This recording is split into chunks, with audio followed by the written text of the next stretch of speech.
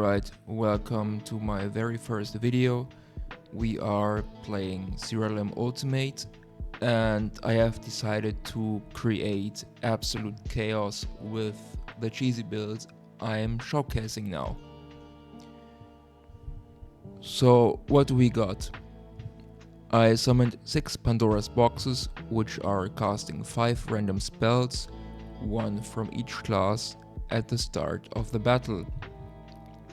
I've used them with a Killer Cooler from their race to also gain 5 random traits also at the start of the battle. Now we take a look at all the artifacts. I'm exclusively using staffs with intelligent bonuses together with spell potency and damage reduction. So let's read all the traits on those artifacts. Alright, the first one is Thirst for Power. After your creatures cast a spell, they have a 7% chance to gain a random buff for each spell that has been cast by all creatures in the current battle. Because we cast 30 spells at the beginning, this causes quite a lot of buffs. The stone this artifact has the trait Reclusive Glutone, which causes 5 random spell casts after my creatures are resurrected. And the trait Renaissance, which we also have, doubles this one up. The next creature has Extension. After this creature defense, the duration of your creature's buffs is extended by 2 turns, and your creature's minions gain 1 stack. So that basically means my buffs last forever, unless this creature is dead, of course. Also gaining more minions helps long term. And Palida makes it so that your creature's first 3 non-ethereal damaging spell gems each have a 20% chance to be cast automatically at the start of a battle. This one helps with start of battle spell casting, of course, but to be honest, I might switch this one out for something more offensive or more defensive. The next Pandora's box has Of Creation Undivided. At the start of battle, your creatures gain 3 random traits, which means I gain a total of 8 random traits at the start of battle. Next is Contortion. After your creatures with Repelling take damage from an attack or spell, they reflect 50% of the damage taken back on the enemy.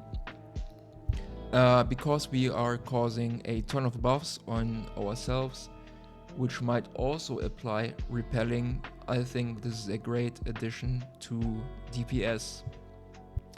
Okay, next one is Moonlight. Your creatures have 7% more attack, intelligence and defense for each buff they have. So this creature also has a stone with the trait Infinite Struggle. After this creature attacks, it has a 25% chance to continue attacking the target for each debuff it has. Now there's a cool interaction with an astrologer perk we will also see in a moment. Alright, I overlooked to mention that each of our artifacts has the spell Panic Attack in the spell slot, which causes all of our creatures to attack a random enemy. And if I'm not mistaken, those panic attacks that lets all my creatures attack can also proc panic attacks. So it can cause a chain reaction, pretty much. So the last one has a pretty cool trait, which is called Magic Barrier. If your creatures have cast a total of 12 or more spells in the current battle, your creatures are immune to debuffs. Now this one is great to keep up your chain reaction with panic attacks, because you don't get snared, sleeped, scorned or frozen anymore. And the last trait is Renaissance. As mentioned before, this one doubles up the trait Thirst for Power. So I was not entirely sure what specialization I want to use, so for now I picked Astrologer because it has some interactions with spellcasting, buffs and also stat gainings, which is all very helpful for what we are doing. So let's do an overview of the perks. So Ascendant makes it so that your creatures with the highest maximum health starts battles at the top of the timeline. Helps of course to create some momentum, although I believe it is randomized because we are using 6 times the same creatures. Cusp, which is completely useless because we are immune to debuffs. Dying Stars is great for survivability. If you have at least 3 dead creatures, your other creatures have a 20% chance to resurrect one of them with 50% health after they deal damage with an attack or spell. Really good long term. Fixed Signs makes it so that our creatures are healing at the start of their turn. Lunar Eclipse. Your 3 creatures with the highest intelligence always cast their topmost spell gem that has at least 1 charge and isn't sealed at the end of their turn. This is a really good one. I'm currently using Acid Rain, which deals a little bit of damage and decreases enemies' defense. Retrograde is completely useless because we are pretty much immune to debuffs. New Moon makes it so that your creatures will resurrect with 25% health if they had 5 buffs when they were killed. Next is Solar Eclipse. Your 3 creatures with the highest attack always attack at the end of their turn. Really helpful to keep up the chain reaction with panic attacks. Stars Align. If your creatures have at least 7 different minions, their attacks instantly kill enemies in normal battles and deal 100% more damage in non-normal battles. Sounds good, but I don't think this will ever come into play because 7 different minions is quite a lot. Next is Stellar Blessing. Your 3 creatures with the highest intelligence do not consume charges when they cast spells. This is one of the best perks this specialization has. Infinite charges is always very good. Summer Solstice. Your creatures at the top half of the timeline gain a 5% attack at the start of each creature's turn. Of course, long term, this helps with panic attacks. So yeah, really good. Sinistry. Your creatures with the highest defense always provokes at the end of its turn. For our build right now, it is not so useful, but generally speaking, this one is a really powerful trait or perk. You can cause a ton of devastating chain reaction with this one. Transit. Your creatures with the highest speed always attacks enemies that deal damage to it. So I made a little bit of a min-maxing play because I gave the Pandoras box that has Infinite Struggle a scroll of speed, so it will always counter-attack if it takes damage, which in the end also helps with keeping up the chain reaction with panic attacks. Last is Winter Solstice. Your creatures at the bottom half of the timeline gain a 5% defense at the start of each creature's turn. Helps a lot with survivability, especially at nether bosses and false gods. So lastly, we take a look at the entombments I'm using. To be honest, I'm still testing things, but these were already pretty helpful. Battle Mage makes it so that after your creatures attack, they have a 100% chance to cast one of their ethereal spell gems, which is currently Chain Lightning. So temporal concentration makes it so that also your creatures that do not have the highest intelligence still also have infinite charges on their ethereal spell gems, so I can keep up with attacks and chain lightnings.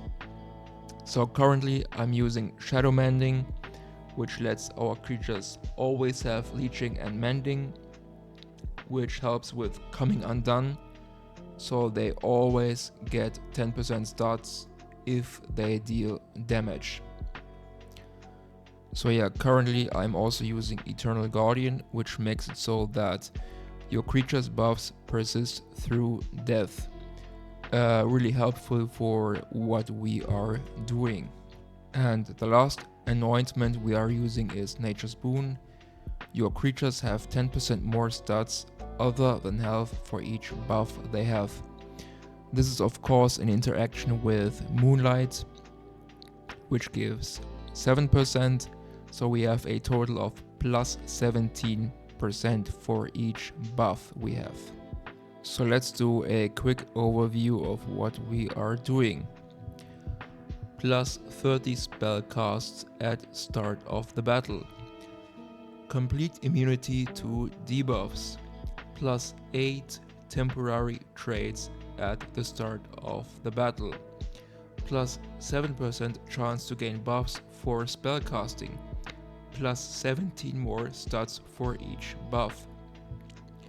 Chain reactions with panic attacks. Life leeching attacks. Attacks are causing debuffs. Stat gainings on attack and over time.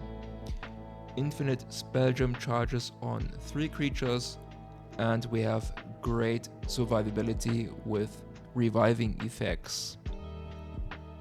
Alright, let's do some grinding.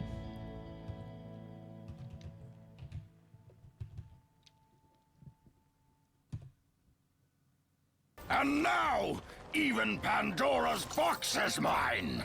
Would you have me use it against Olympus itself? Kratos, returned even from the underworld. Is this the best you can do, Father? You send a broken mortal to defeat me, the god of war?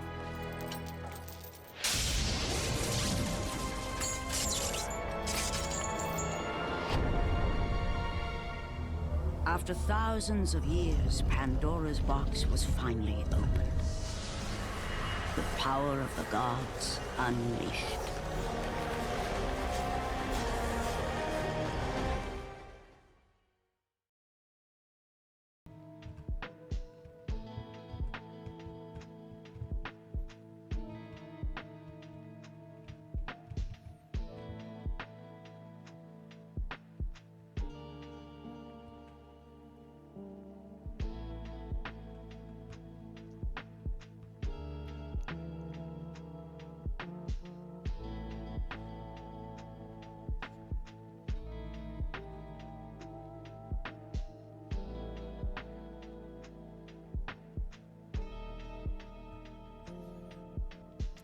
Let's take a look at those extra traits.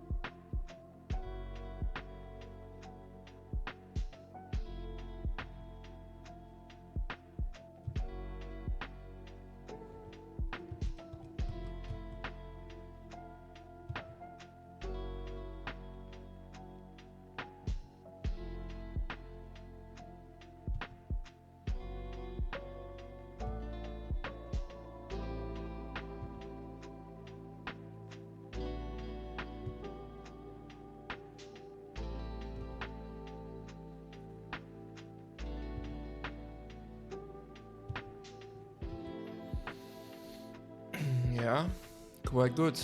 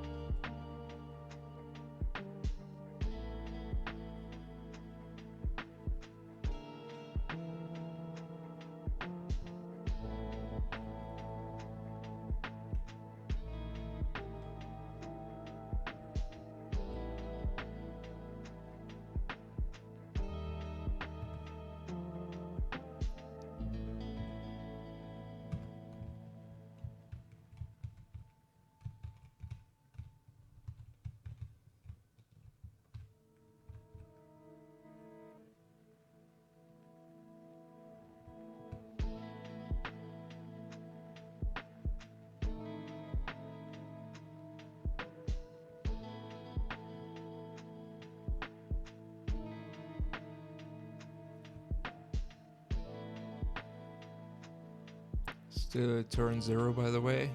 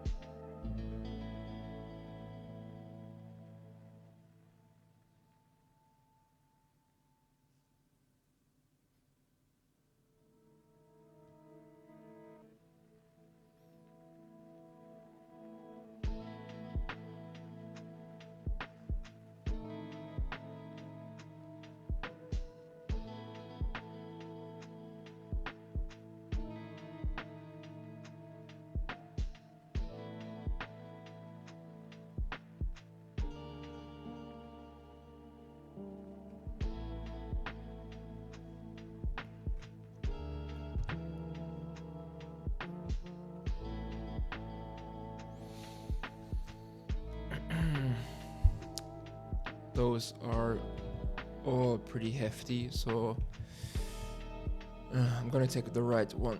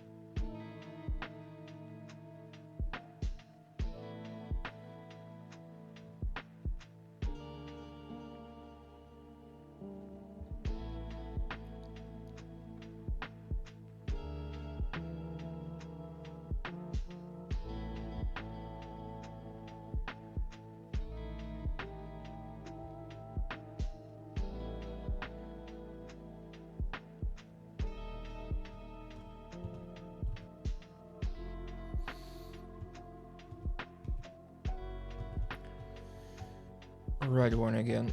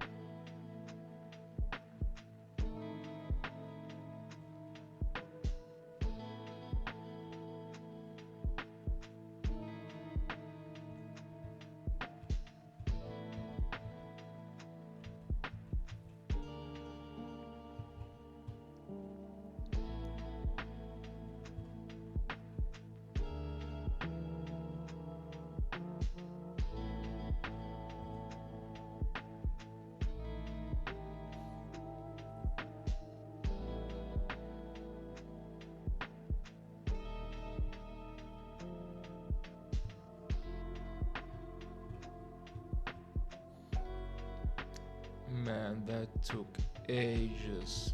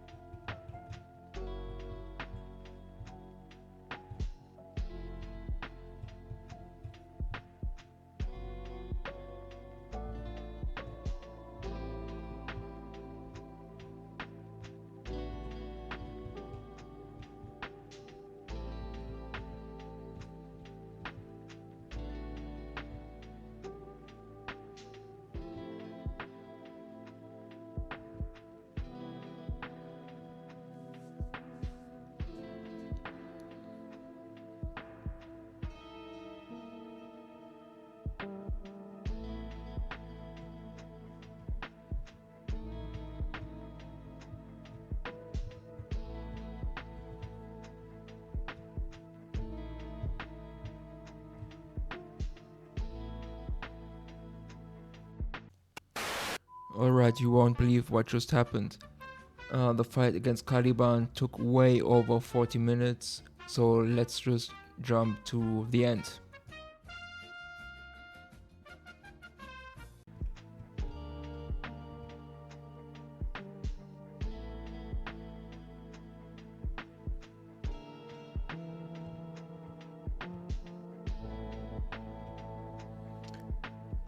Oh my god. That was easily 40 minutes.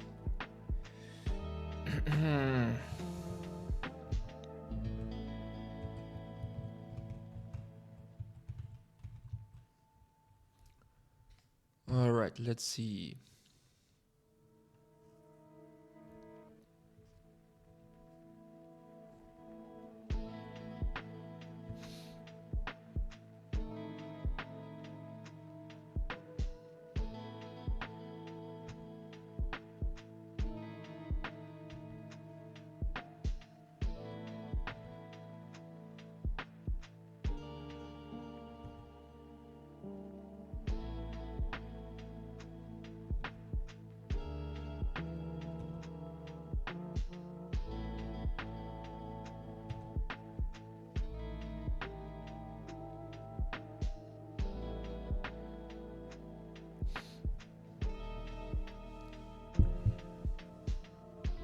Certainly take this one.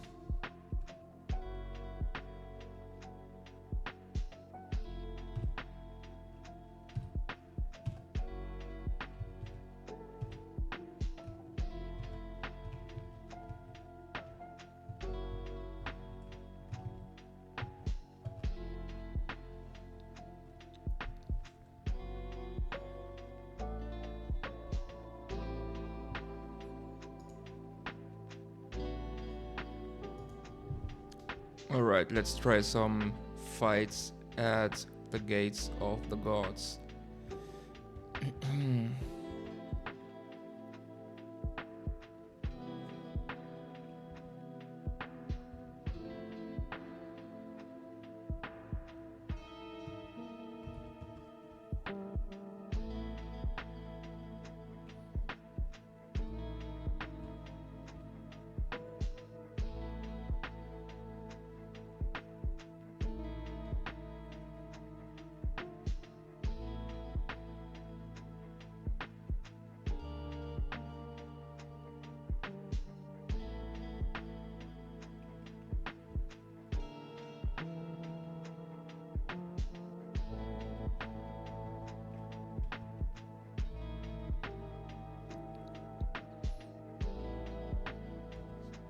Alright, nice.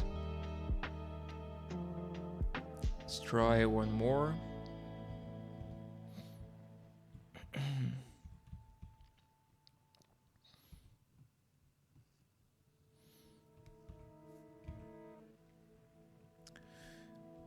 Maybe I'm fast enough for this one.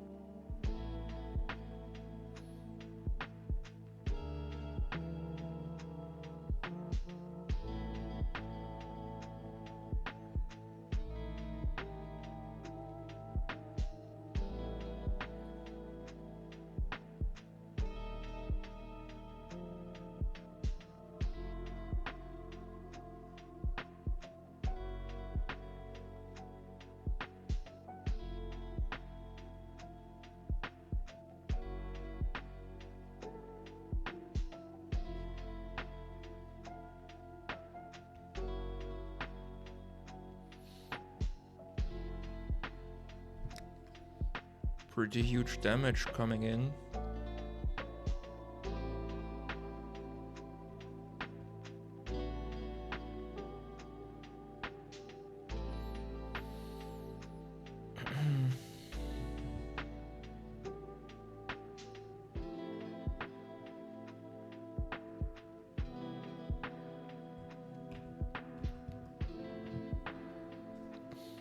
Alright, one more try.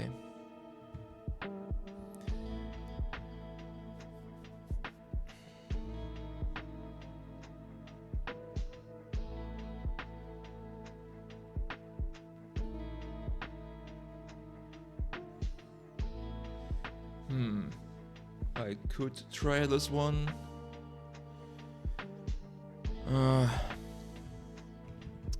Maybe it works.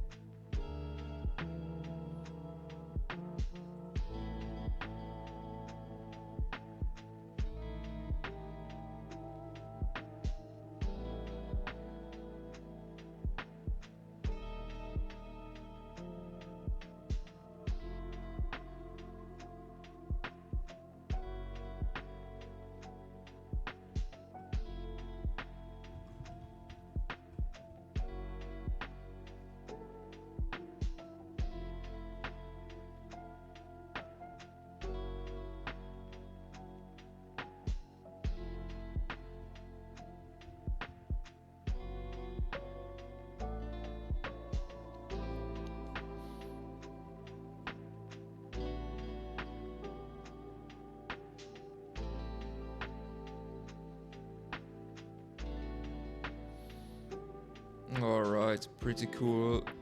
When? Sure, I take it.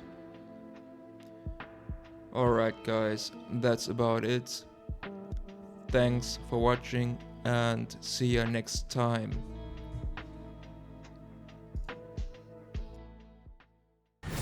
I was trying to make you a great warrior. You succeeded.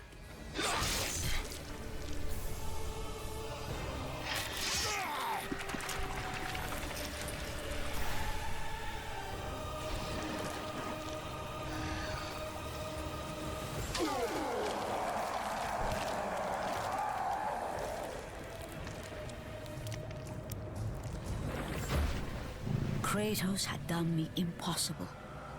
A mortal defeating a god. Ares was no more.